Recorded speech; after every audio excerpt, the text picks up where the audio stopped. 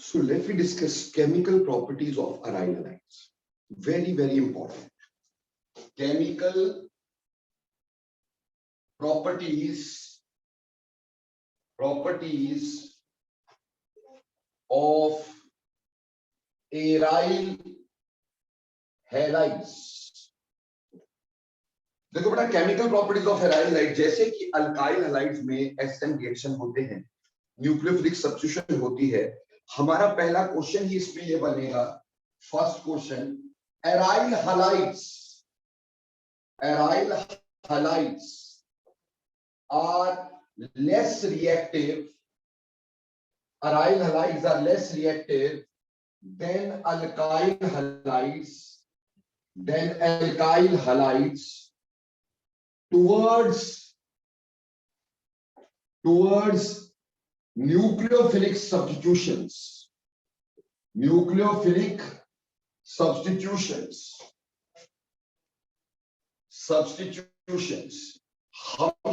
हमसे ये कहा जा रहा है कि अराइल हलाइड जो होते हैं, they are less reactive than alkyl halide towards nucleophilic substitution. Nucleophilic substitution की तरफ अराइल हलाइड की रिएक्टिविटी कम होती है। Now why is it so? देखो, इसके 5 रीजन देंगे हम कि why aryl halides are less reactive. देखिए बेटे, पहला रीजन हमारे पास रहेगा due to resonance. There is a partial double bond character in aryl halides. क्या होगा? पहला, due to resonance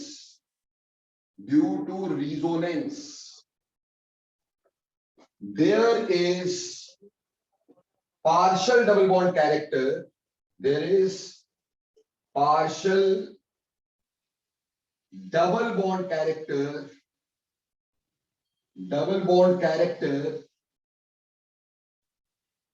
in C2X bond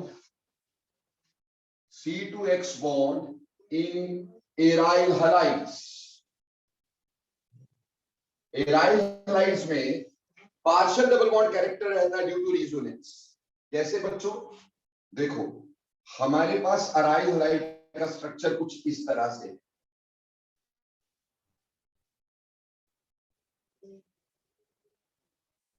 so this is the structure of aryl halide. अब ये अराइल हलाइड का स्ट्रक्चर है, जस्ट 1 मिनट बेटे। यहां के इलेक्ट्रॉन जाएंगे बेटा यहां, और यहां के इलेक्ट्रॉन जाएंगे यहां। उसकी वजह से नेक्स्ट रेजोनेटिंग स्ट्रक्चर जो हमारे पास बनेगा बेटे, नेक्स्ट रेजोनेटिंग स्ट्रक्चर हमारे पास इस तरह का बन जाएगा।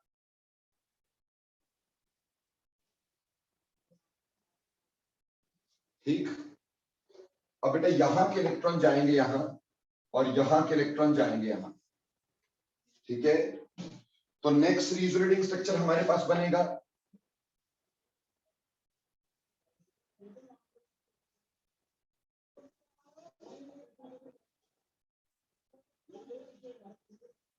यहां positive charge.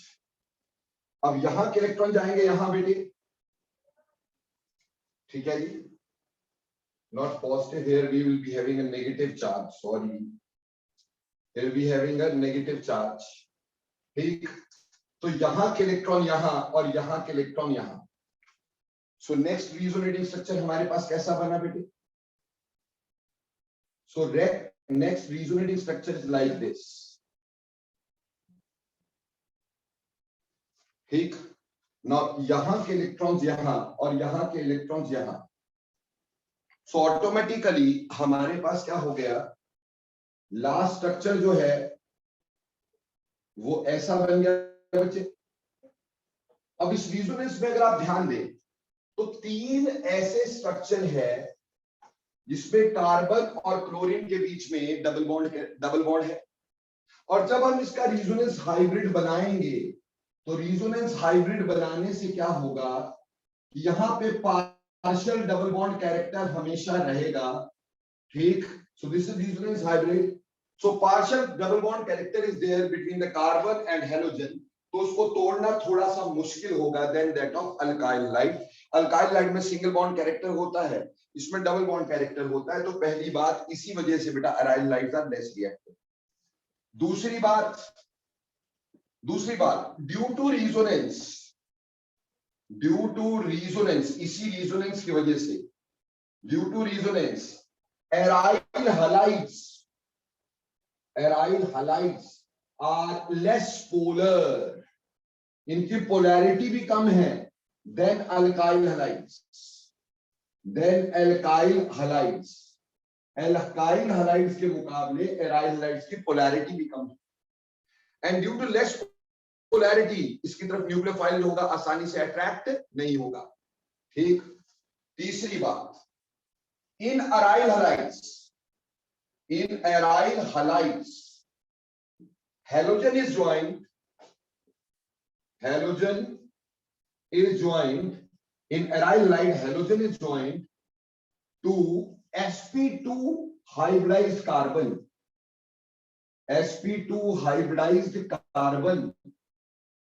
whereas in alkyl halides halogen is joined to more electronegative, या आप बोले hydrogen is joined to sp3 hybridized carbon, and more is the character, stronger is the bond। यहां पे ये जो कार्बन है जिससे हैलोजन जुड़ा है ये sp2 है, जबकि अगर मेरे पास अराइल हैलाइड होता है तो अराइल हैलाइड में जहां पे ये ज्वाइन रहता है हैलोजन, वो कार्बन sp3 हाइब्रिडाइज्ड होता है। और हम ये जानते हैं जितना s कैरेक्टर ज्यादा होता है मेरे प्यारे बच्चों, उतना स्ट्रेंथ ऑफ बॉन्ड ज्यादा होती है। तो अराइल हैलाइड में स्ट्रेंथ ऑफ बॉन्ड ज्यादा होती है, टूटना मुश्किल हो जाता है। ये तीसरा रीजन हो गया। चौथा रीजन देखिएगा, चौथा रीजन इसका ये है कि इसमें फिनाइल कटायन बनता ही नहीं। Phenyl cation is not stable, not easily form. Phenyl cation is not stable नहीं है, देयरफॉर नॉट इजीली फॉर्म्ड, इसलिए बनता ही नहीं है, ठीक, मुश्किल होता है।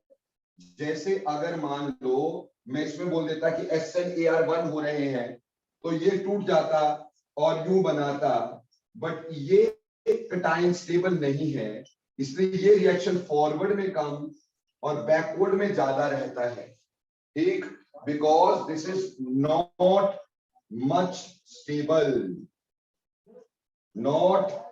स्टेबल, ठीक। और जो पांचवी बात हमारे पास रहती है बेटा कि बेंजीन रिंग में pi electron cloud above the plane और बिलो द प्लेन ये मूव करते रहते हैं। बेंजीन रिंग में pi electron cloud above the plane और बिलो द प्लेन मूव करते रहते हैं, so they repel the attack of nucleophile. तो हम ये भी बोल सकते हैं in aryl halides pi electron clouds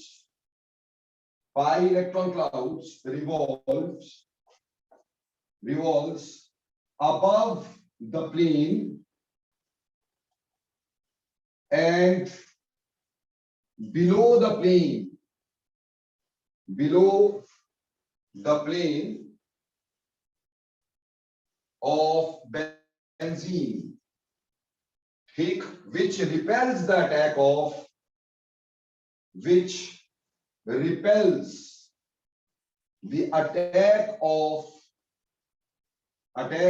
nucleophile, जो न्यूक्लियोफाइल के अटैक को रिपेल करेगा। तो मेरे प्यारे बच्चों ये 5 रीजन हमारे पास हुए। इन 5 रीजंस में हमने देखा सबसे पहले रेजोनेंस की वजह से there the double bond character, तो उसको तोड़ना मुश्किल होता है। दूसरी बात है रेजोनेंस अराइल हैलाइड की पोलैरिटी को कम कर देती है, उसकी तरफ न्यूक्लियोफाइल ज्यादा आसानी से अट्रैक्ट नहीं होता। तीसरी बात हमारे पास अराइल हैलाइड जो होते हैं उसमें हैलोजन जो होते हैं sp2 हाइब्रिडाइज्ड कार्बन से जुड़े होते हैं, जबकि अल्काइल हैलाइड में वो sp3 के साथ जुड़े होते हैं। तो अगर sp2 के साथ जुड़े रहेंगे तो बेटा स्ट्रॉन्गर बॉन्ड बनाएंगे, इसलिए अराइल हैलाइड में बॉन्ड स्ट्रॉन्गर होता है, टूटना मुश्किल होता है।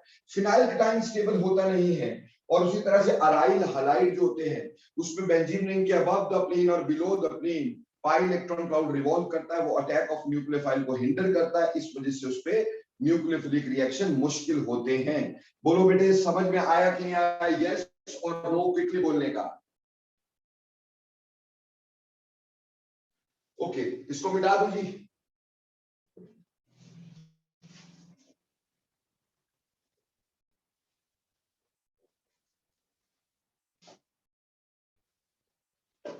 ठीक, अब देखो बेटे, इसी पे क्वेश्चन बन के आता है बेटा। इसका मतलब ये होता है कि कभी भी डबल बॉन्डेड हैलोजन के साथ, डबल बॉन्डेड कार्बन के साथ जुड़ा हुआ हैलोजन आसानी से कभी भी रिप्लेस नहीं होता, because of double bond character, due to resonance etcetera.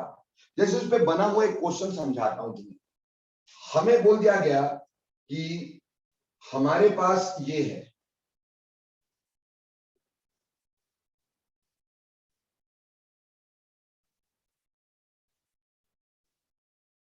ठीक, और कह दिया गया इसमें मैंने AgNO3 लगाया, ठीक, और हमें आंसर दिया गया product is a yellow precipitate, product is yellow precipitate. Product हमें बोला गया, प्रोडक्ट क्या है? Yellow precipitate which is insoluble in NH4OH। दूसरा बोल दिया गया yellow precipitate which is soluble in NH4OH। तीसरा बोल दिया गया white precipitate which is soluble in NH4OH। और चौथा दे दिया white precipitate which is insoluble in NH4OH। ठीक, अब ये क्वेश्चन हमें करना है। देखो बेटे, एक बात समझ लो कि जब हम बोलते हैं yellow precipitate which is insoluble, that means it is AgI। बेटा AgI का जो प्रेसिपिटेट होता है वो येलो कलर का होता है और NH4OH में सॉल्युबल नहीं होता due to very high degree covalent character, ये आसानी से डिसॉल्व नहीं होता। अगर हम बोलते हैं येलो प्रेसिपिटेट सॉल्युबल तो वो AgBr होता है। AgBr का प्रेसिपिटेट येलो होता है और साथ ही साथ सॉल्युबल भी होता है। बोलते white precipitate which is soluble, बेटा दैट इज AgCl। AgCl का व्हाइट प्रेसिपिटेट होता है विच इज सॉल्युबल, ठीक, और व्हाइट प्रेसिपिटेट इनसॉल्युबल कोई नहीं होता। तो हमें यहां पे देखना है कि कौन सा प्रेसिपिटेट बना होगा। देखो बेटे, हालांकि हम ये जानते हैं कि अगर मैं लीविंग ग्रुप एबिलिटी की बात करता हूं, लीविंग ग्रुप एबिलिटी जो कि आपको पहले भी समझाई थी, तो आयोडीन की सबसे आसानी से देन ब्रोमीन देन क्लोरीन होनी चाहिए, ठीक है जी। लेकिन यहां पे iodine is join to benzene ring, that is double bonded carbon. यहां पे भी बेटा bromine is join to the double bonded carbon, ठीक। Chlorine is also join to the double bonded carbon, थोड़ा चेंज कर दो, CH2Cl लिख दो यहां पर, ठीक। Now this is also joined to the double bonded carbon, this is also joined to the double bonded carbon, but here it is not joined to double bonded carbon। Obviously हम यहां से AgCl को बाहर निकाल दें, सो precipitate जो होगा वो AgCl का बनेगा, तो आंसर आएगा C, white precipitate which is soluble in NH4OH, because कभी भी डबल बॉन्डेड कार्बन से जुड़ा हुआ हैलोजन आसानी से रिप्लेस नहीं होता, चाहे वो बेंजीन रिंग से हो चाहे किसी भी डबल बॉन्ड से, क्योंकि उसमें रिजोनेंस होती है और डबल बॉन्ड कैरेक्टर होता है। तो जब कभी भी ऐसा क्वेश्चन आ जाता है जिसमें हाइड्रोजन डबल बॉन्ड से भी जुड़े हुए हैं, बेंजीन रिंग से भी जुड़े हुए हैं और अल्काइल पार्ट से भी जुड़े हुए हैं, आपने आंसर वो टिक करना है जहां पे बेंजीन रिंग के साथ ये हाइड्रोजन डायरेक्टली नहीं जुड़ा है या डबल बॉन्ड के साथ डायरेक्टली नहीं जुड़ा है, and it is joined only to that of single bonded carbon। Am I clear or not?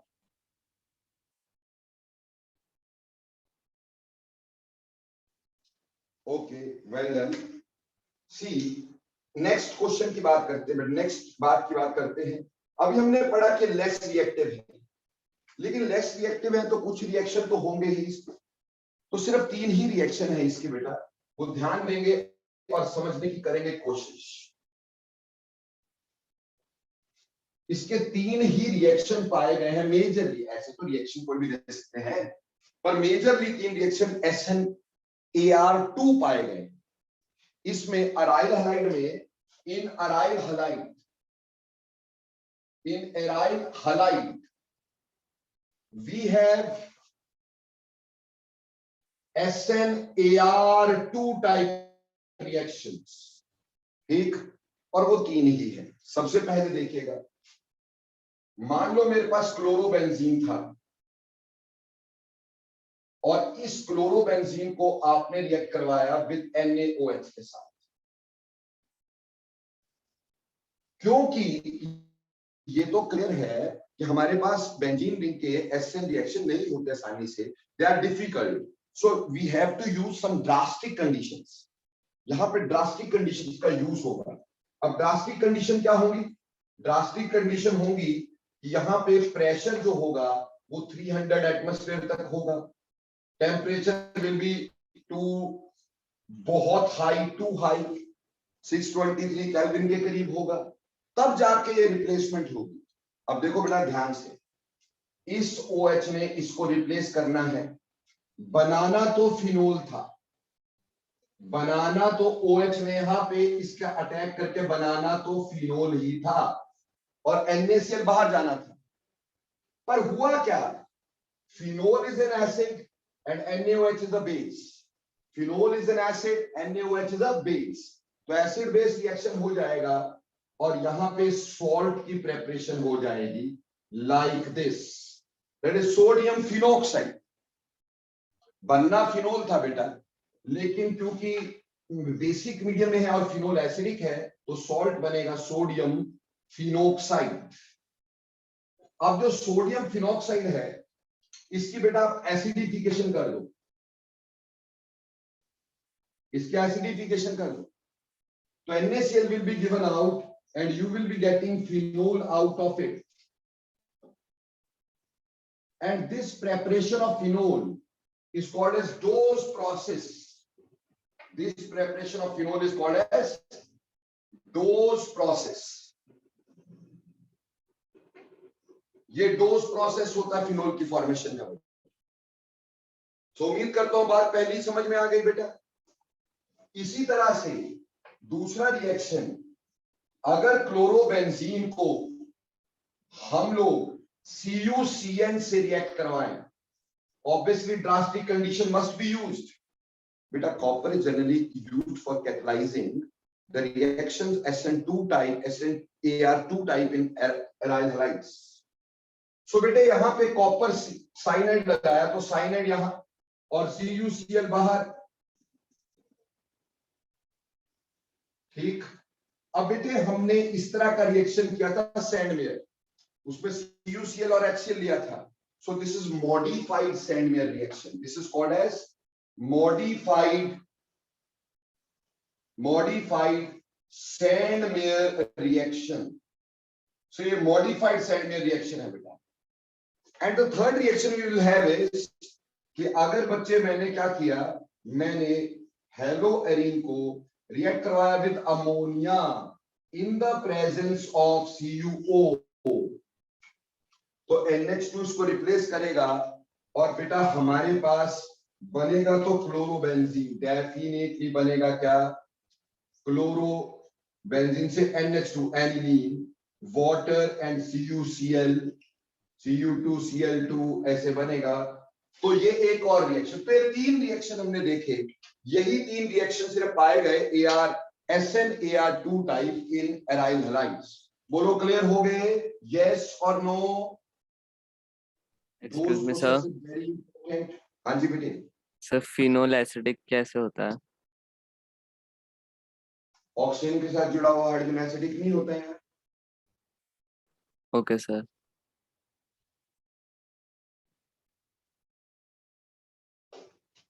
So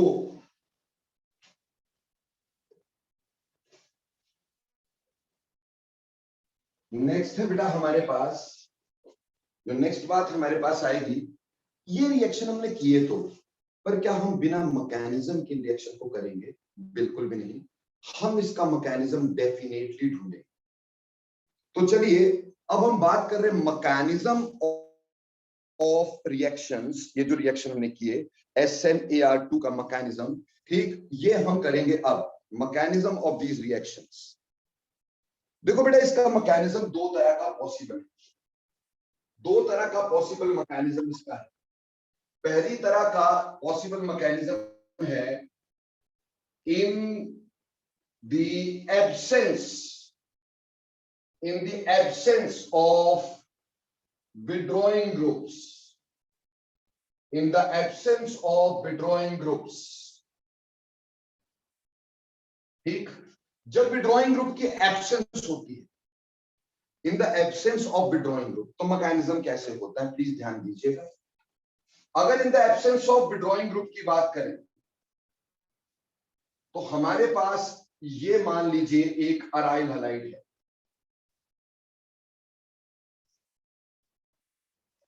obviously aryl halide है और यहां पे इसका H है, हर कार्बन के साथ H तो जुड़ा ही होता है। अगर in the absence of withdrawing group होता है तो बेटे दो चीजें देखो। सबसे पहली बात, अगर विड्रॉइंग ग्रुप नहीं है तो न्यूक्लियोफाइल इसके ऊपर अटैक आसानी से नहीं कर सकता। क्यों नहीं कर सकता? क्योंकि this pi electron cloud revolving above the benzene ring and below the benzene ring will repel the attack of nucleophile, will repel the attack of nucleophile। ये न्यूक्लियोफाइल का अटैक को रिपेल करेगा, तो ये न्यूक्लियोफाइल आसानी से इस पे अटैक नहीं कर पाएगा। दूसरी बात, हैलोजन का यहां से निकलना is a very slow process, but हमारे पास ये डायरेक्ट अटैक नहीं कर सकता है। हाँ ये जरूर है, हैलोजन का आई इफेक्ट इज डोमिनेंट, तो वो अपनी तरफ इलेक्ट्रॉन खींचेगा, यहां के इलेक्ट्रॉन यहां जाएंगे और जिसकी वजह से यहां के इलेक्ट्रॉन यहां जाएंगे और जिससे हमारे पास बनेगा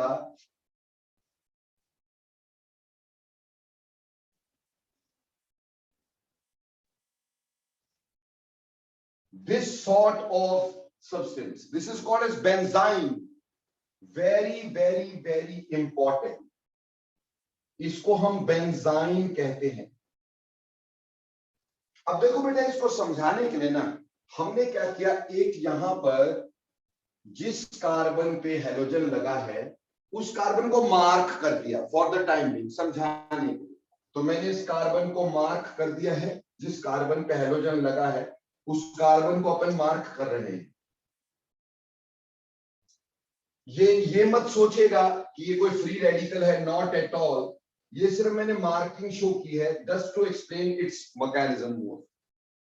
अब देखिए क्या होगा कि ये वाला H जो होगा ये कैसे बाहर निकला, क्योंकि ये वाला बेस इस H को अपनी तरफ अट्रैक्ट करेगा, ठीक, H इसके साथ चला जाएगा, यहां के इलेक्ट्रॉन यहां और Cl बाहर, तो बेंजाइन की प्रेपरेशन हो गई। अब क्या हुआ, अब ऐसा हुआ कि जो हमारे पास न्यूक्लियोफाइल से अमोनिया वो अटैक कर रहा है, तो वो दो जगह अटैक कर सकता है, या तो वो अटैक कर सकता है यहां, ठीक, अगर वो यहां अटैक करता तो यहां के इलेक्ट्रॉन्स यहां चले जाते,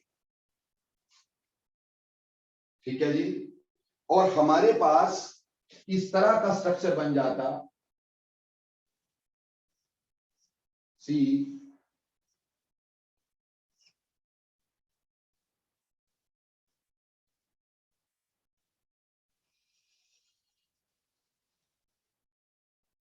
इस तरह का स्ट्रक्चर बन जाता, यहां का अटैक यहां हुआ, यहां के इलेक्ट्रॉन आगे चले, ठीक।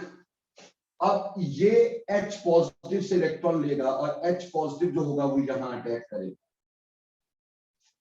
ठीक है जी, और उसकी वजह से हमारे पास प्रोडक्ट बन गया like this,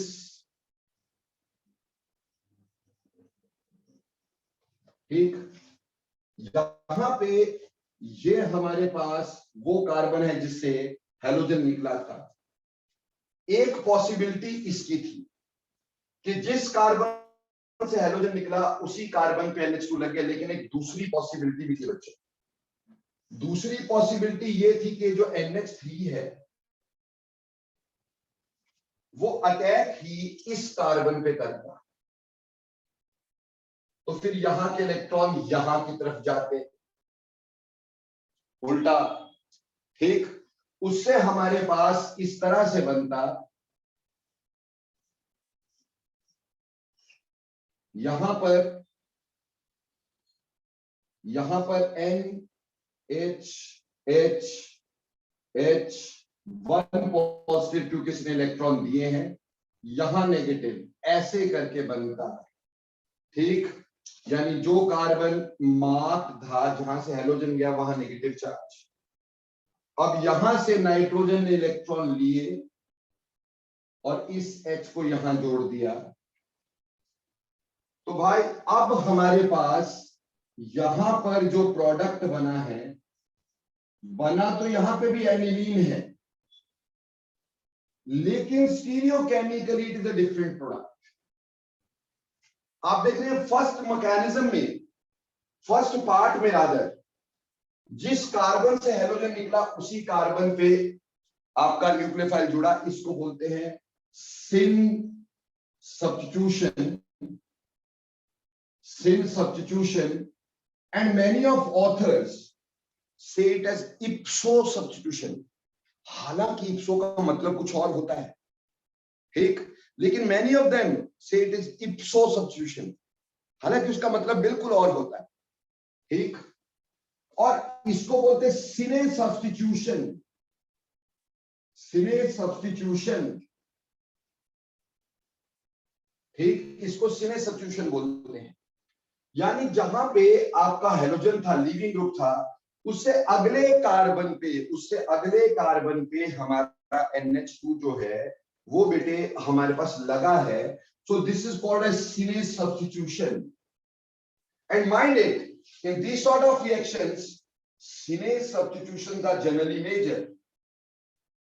Sine substitutions are generally major.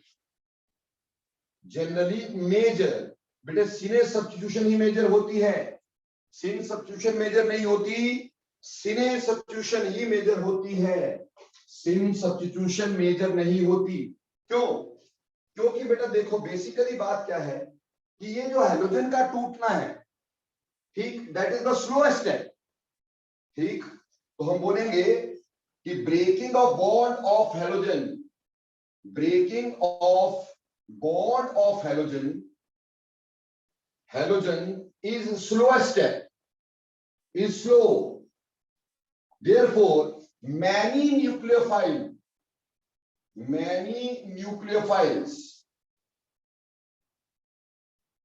reaches near cine position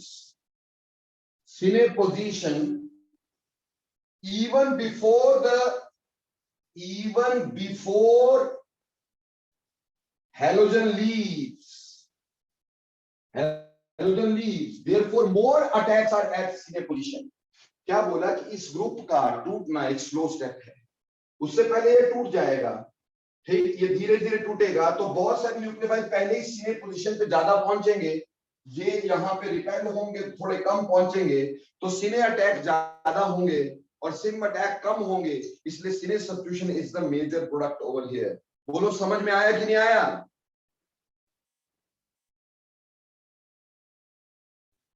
अब देखो बच्चे, यहां पर हमारे पास पहले देखो, फर्स्ट वी हैड एलिमिनेशन।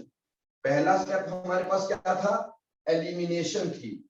पहले हमारे पास एलिमिनेशन हुई और फिर हमारे पास क्या हुआ? NH3 की क्या हुई? एडिशन, यानी एडिशन हुई। So this sort of mechanism is called as addition elimination mechanism. सो इसको हम बोलेंगे एलिमिनेशन एडिशन मैकेनिज्म। ठीक, एडिशन एलिमिनेशन मैकेनिज्म या फिर बेंजाइन मैकेनिज्म। या फिर बेंजाइन मैकेनिज्म। तो in the through benzene,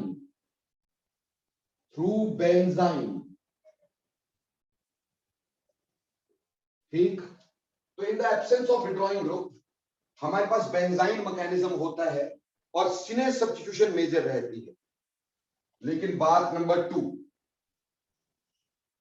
in the presence of withdrawing group, अगर मान लो कोई विड्रॉइंग ग्रुप पहले लग जाए, in the presence of withdrawing group, in the presence of withdrawing group,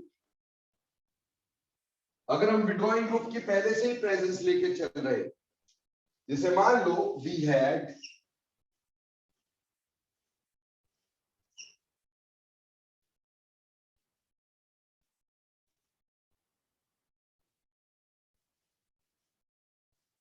एक विड्रॉइंग ग्रुप नाइट्रो ऑलरेडी लगा हुआ है, ऐसे केस में क्या होता है, क्योंकि नाइट्रो अपनी तरफ इलेक्ट्रॉन खींच रहा होगा, तो बेंजीन रिंग के इलेक्ट्रॉन नाइट्रो की तरफ आ जाएंगे, बेंजीन रिंग पे पॉजिटिव चार्ज आ जाएगा, तो कोई भी nucleophile OH negative etcetera can easily directly attack on the benzene ring, it can directly attack on the benzene ring, ठीक, डायरेक्टली अटैक कर सकता है। क्यों?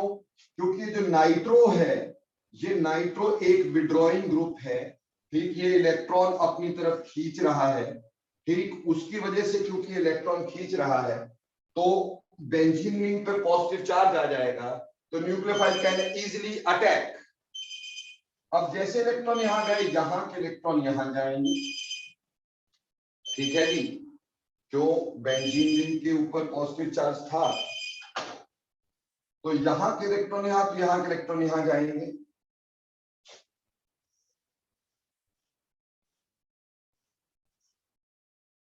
यहां Cl आ गया, यहां न्यूक्लियोफाइल आ गया, यहां नेगेटिव चार्ज आ गया,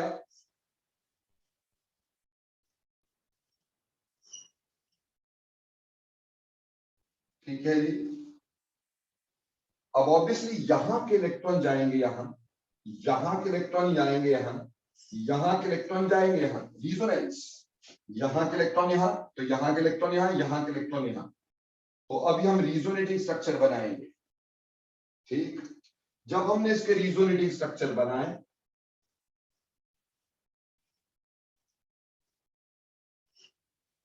यहां Cl, यहां Nu, यहां double bond NO negative, O negative positive, clear हो गया कि नहीं? तो यहां के इलेक्ट्रॉन आएंगे यहां के इलेक्ट्रॉन आएंगे यहां, और यहां के इलेक्ट्रॉन आएंगे यहां, समझ में आई? यहां के इलेक्ट्रॉन यहां के यहां, तो अगला रिजोनेटिंग स्ट्रक्चर हमारे पास कैसा बनेगा? सो नेक्स्ट रिजोनेटिंग स्ट्रक्चर हमारे पास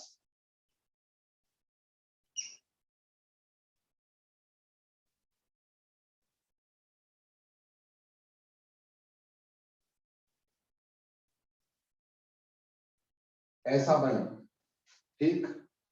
ऑटोमेटिकली अब जैसे यहां के इलेक्ट्रॉन यहां जाएंगे, and you know that halogen is what you can say good leaving group, और यहां हेलोजन अभी हमारे पास सिंगल बॉन्ड से जुड़ा है, तो निकलना आसान है, ये यहां से बाहर निकल जाएगा, और जैसे यहां से बाहर निकलेगा, so the product formed is Nu,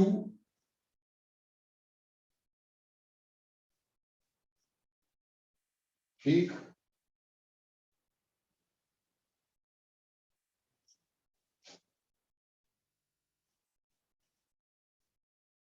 और बाहर निकल गया Cl नेगेटिव, ठीक है। तो इस तरह से न्यूक्लियोफाइल यहां अटैक करेगा, ठीक, यहां के इलेक्ट्रॉन यहां जाएंगे, यहां नेगेटिव आएगा, फिर आगे रिजोनेंस होगी, इस तरह से करके हमारे पास ये न्यूक्लियोफाइल लगेगा। लेकिन मजे की बात यहां पे क्या है, जहां पे हेलोजन लगा था वही न्यूक्लियोफाइल लगा, यानी product is always cine substitution, या जिसको मैंने बोला कई लोग इप्सो सब्स्टिट्यूशन बोल देते हैं, तो आप इप्सो सब्स्टिट्यूशन बोलो, सिन बोलो, मेरे को कोई फर्क नहीं पड़ता, हालांकि इप्सो का मतलब अलग होता है, ठीक। इप्सो का मतलब ऑन इटसेल्फ होता है, बट एनी हाउ आप इसको समझ लेना कि यहाँ पे जिस कार्बन पे हेलोजन लगा था उसी कार्बन पे हमारे पास क्या लग गया, न्यूक्लियोफाइल लग गया। तो देखो आपके पास दोनों मैकेनिज्म का प्रोडक्ट अलग अलग है भाई। यहां प्रोडक्ट हमारे पास कौन सा था, सिने सब्स्टिट्यूशन। यहां मेजर प्रोडक्ट कौन सा था, सिने सब्स्टिट्यूशन, जबकि यहां पे सिने सब्स्टिट्यूशन हो ही नहीं सकती, यहां पे सिने सब्स्टिट्यूशन है ही नहीं। ठीक है जी। तो in the presence of withdrawing group ये मैकेनिज्म होगा। अब ध्यान दीजिए, पहले एडिशन हुई बाद में एलिमिनेशन हुई, तो इसको हम एडिशन एलिमिनेशन मैकेनिज्म बोलते हैं। Addition elimination mechanism. So this is addition elimination mechanism. ऊपर वाला कौन सा था भाई, ऊपर वाला था एलिमिनेशन एडिशन मैकेनिज्म, और इसमें एडिशन एलिमिनेशन मैकेनिज्म। और दोनों मैकेनिज्म्स में हमारे पास प्रोडक्ट स्टीरियोकेमिकली डिफरेंट है। मोरओवर विड्रॉइंग ग्रुप यहां से समझ में आ रहा है कि अगर विड्रॉइंग ग्रुप लग जाता है तो वो अटैक ऑफ न्यूक्लियोफाइल को आसान कर देता है, जिससे रिएक्शन बहुत फास्ट हो सकते हैं अगर हम विड्रॉइंग ग्रुप लगा देते हैं। तो फटाफट बोलो बेटा, समझ में आया, यस और नो, क्विकली बोलना।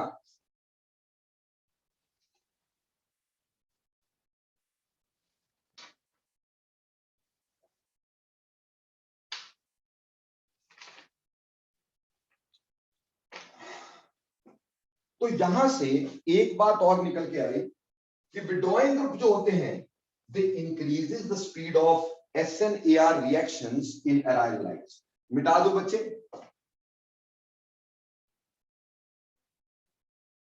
मिटा दूं।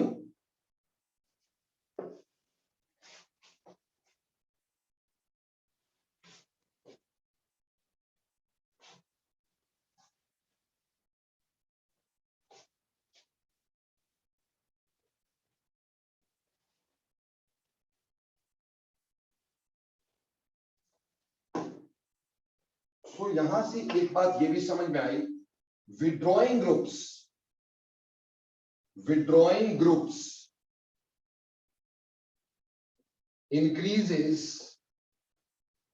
increases the speed of SNAR reactions। जैसे क्वेश्चन हमें दे दिया, हमें कह दिया कि अरेंज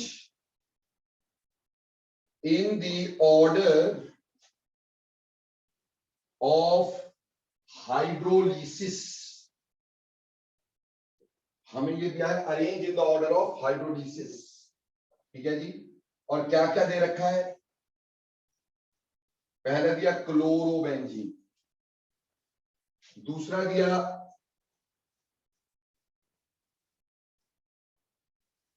ऑर्थो नाइट्रोक्लोरोबेंजीन, तीसरा दिया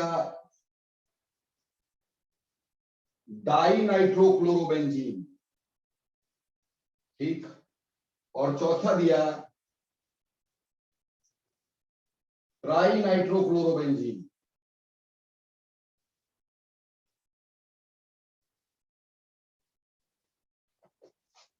सो ये तो ऑमिनस ही है, मोर विड्रॉइंग ग्रुप्स रिएक्टिविटी ज्यादा, तो बेटा इसकी रिएक्टिविटी ज्यादा, इसकी उससे कम, इसकी उससे कम, ये सबसे कम। अब अगर मान लो एक ही लगा है और वो ऑर्थो पैरा और मेटा पे लगा है, तो स्पीड कैसे होगी। अगर इसी क्वेश्चन में हमें ऐसे दे दिया होता, हमसे बोलते यहां पे OH है, एक OH की जगह Cl लगा दो यार, यहां पे आपका NO2 है, ठीक, और दो पे, या फिर यहां पे आपके पास मेटा पे, और या फिर यहां पे आपके पास पैरा पे। तो अब कहते हैं कि स्पीड बताओ किसकी ज्यादा भाई। तो ऑर्थो मेटा पे तो ऐसा है ना बेटे, ऑर्थो मेटा वाले जो होंगे, ऑर्थो पैरा वाले होंगे, उसमें तो रिजोनेंस में पार्टिसिपेशन आएगी नाइट्रो की। मेटा वाला ग्रुप तो रिजोनेंस में पार्टिसिपेट ही नहीं करेगा, इसलिए मेटा पे जो आपका ग्रुप है उसका ज्यादा इंक्रीज नहीं होने वाला है, क्योंकि रिजोनेंस में पार्टिसिपेट नहीं करता। कैसे, देखो बेटे, अगर और दो वाला देखते हैं, चलो सारे देखते हैं। अगर मैं और दो वाला देखता हूं, ठीक है जी, ये था ना बेटा मेरे पास, और मान लो न्यूक्लियोफाइल का अटैक हो रहा है, NU is attacking over here, so यहां के इलेक्ट्रॉन इज गोइंग हियर, यहां के इलेक्ट्रॉन इज गोइंग हियर। तो आप देख रहे हैं कि रिजोनेंस में पार्टिसिपेशन हो रहा है इस ग्रुप का। यहां न्यूक्लियोफाइल लग गया, यहां Cl लग गया, डबल बॉन्ड यहां आ गया, सिंगल बॉन्ड यहां आ गया, यहां ये आ गया, ठीक। So group present on ortho position is participating in resonance. यहां के इलेक्ट्रॉन यहां, यहां के इलेक्ट्रॉन यहां, यहां के इलेक्ट्रॉन यहां, फर्दर पार्टिसिपेशन हो, मतलब you can say further resonating structure बना सकते हो कि नहीं बना सकते हो? फटाफट बोलो, बना सकते हो कि नहीं बना सकते हो? ऐसे ही पैरा वाले की रिजोनेटिंग स्ट्रक्चर भी आपको बना के बताई अभी थोड़ी देर पहले, कि पैरा वाला भी जो होता है उसमें भी जो नाइट्रो होता है that participates in the resonance, यानी जो विड्रॉइंग ग्रुप पैरा पे होता है that also participates in the resonance. जैसे अब न्यूक्लियोफाइल ने अटैक किया, यहां अटैक किया, यहां के इलेक्ट्रॉन यहां चले गए, ठीक। तो हमारे पास इस तरह से करके यहां आ गया Cl, यहां आ गया Nu, यहां नेगेटिव चार्ज, यहां N double bond O negative positive. अब यहां के इलेक्ट्रॉन यहां, और यहां के इलेक्ट्रॉन यहां, और यहां के इलेक्ट्रॉन यहां। तो आप देख रहे हैं कि रिजोनेंस में ये भी पार्टिसिपेट कर रहा है, जो पैरा वाला है वो भी रिजोनेंस में पार्टिसिपेट कर रहा है, ठीक है जी। यहां डबल बॉन्ड, यहां O नेगेटिव पॉजिटिव, ठीक। अब ऑब्वियसली यहां के इलेक्ट्रॉन्स यहां, यहां के इलेक्ट्रॉन यहां, यहां के इलेक्ट्रॉन यहां। तो अब दोबारा से रिजोनेंस में, यानी पैरा वाला और दो वाला डेफिनेटली पार्टिसिपेट करता है रिजोनेंस में। लेकिन अगर ये ग्रुप मेटा पे लगा होता है, मान लो यही ग्रुप मेटा पे लगा हो, ठीक।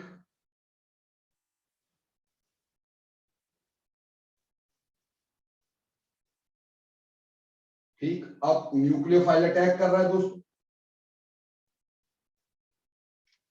अब न्यूक्लियोफाइल ने अटैक किया यहां के इलेक्ट्रॉन गए यहां, ठीक है जी।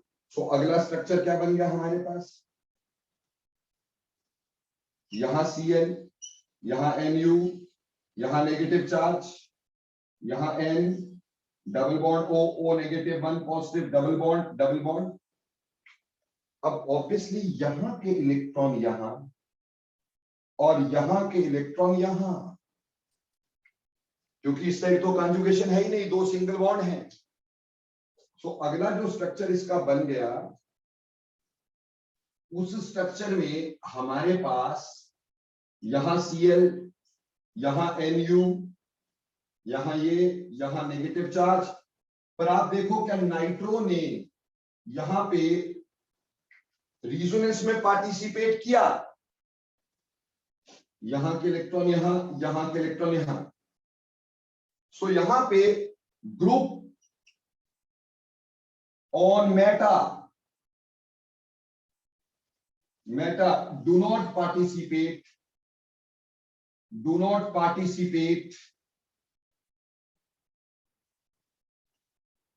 in resonance,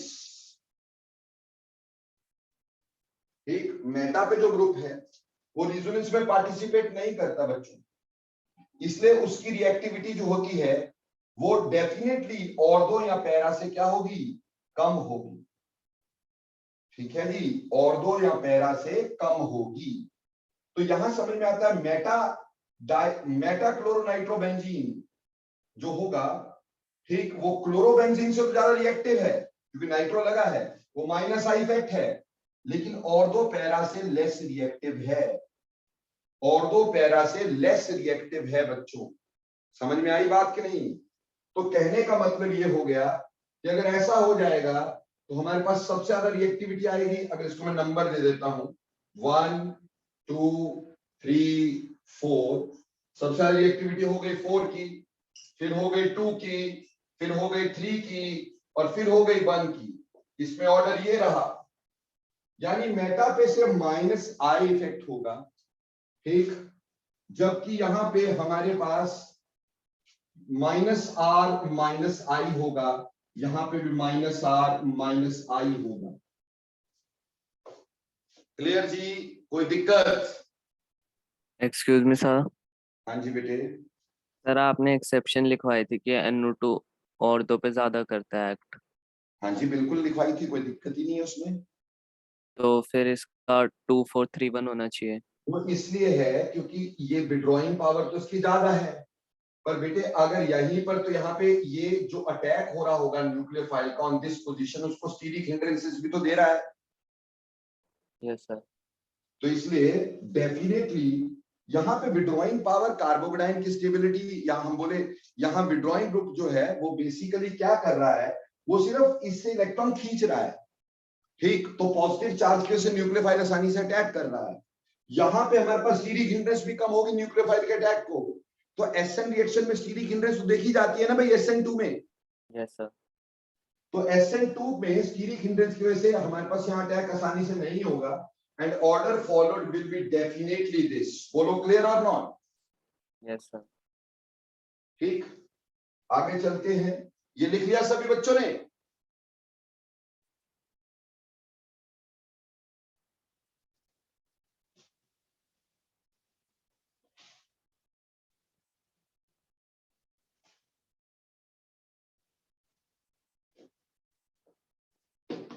आगे चलते हैं बेटे। मान लो ऐसे ही हमें ये दे दिया है, बोला एक तो क्लोरोबेंजीन है, ठीक, और एक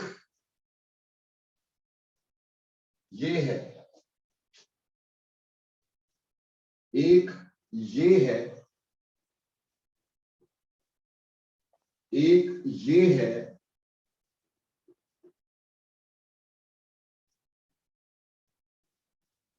ठीक है जी, और सिमिलरली एक ये है,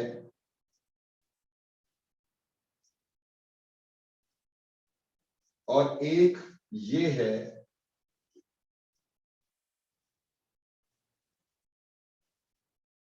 और एक ये है। अब इसमें तुमसे पूछा गया कि भाई ये बताओ ऑर्डर क्या होगा, ऑर्डर क्या होगा, इसको नंबर दे देते हैं 1 2 3 4 5 6 7, ठीक। अब ऐसे करके हो, इतना लंबा चौड़ा हो, तो ऑर्डर कैसे देखते हैं? आप सिंपली इस पे लगाइएगा, यहां पे माइनस ही आई होगा, माइनस ही आर होगा, और दो पे यहां माइनस आई माइनस आर, यहां सिर्फ माइनस आई, मेटा पे सिर्फ माइनस आई, यहां minus I minus R, minus I minus R, obviously यहां पे भी माइनस आई माइनस आर, यहां पे भी माइनस आई माइनस आर, ठीक, यहां सिर्फ माइनस आई और यहां पे भी सिर्फ माइनस आई, यहां पे minus I minus R, minus I minus R, minus I minus R. तो कितना सिंपल हो गया। यहां पे कितने इफेक्ट लग रहे हैं? 1 2 3 4 5 6, ठीक। तो सबसे ज्यादा इफेक्ट्स जहां पे लग रहे हैं वो इसी में, तो 7 सबसे ज्यादा होगा। उसके बाद 4 इफेक्ट यहां है, 4 इफेक्ट यहां है, 4 इफेक्ट यहां है, 4 इफेक्ट यहां है, बट यहाँ स्टीरिक हिंड्रेंस ज्यादा हो जाएगी, यहाँ स्टीरिक हिंड्रेंस थोड़ी कम होगी, इसलिए 4 के बाद 5 लगाना है। अब इसमें 3 इफेक्ट है, इसमें 2, इसमें 2, तो भैया इधर 3 इफेक्ट हैं, 3 इफेक्ट वाला पहले, इसमें 2, इसमें 2, पर इसमें बेटा माइनस आई है, जबकि इसमें माइनस आर माइनस आई है, तो ऑब्वियसली सेकंड का आप 6 से ज्यादा और फिर फर्स्ट करेंगे, ये ऑर्डर रहेगा। बोलो, इज इट क्लियर और नॉट?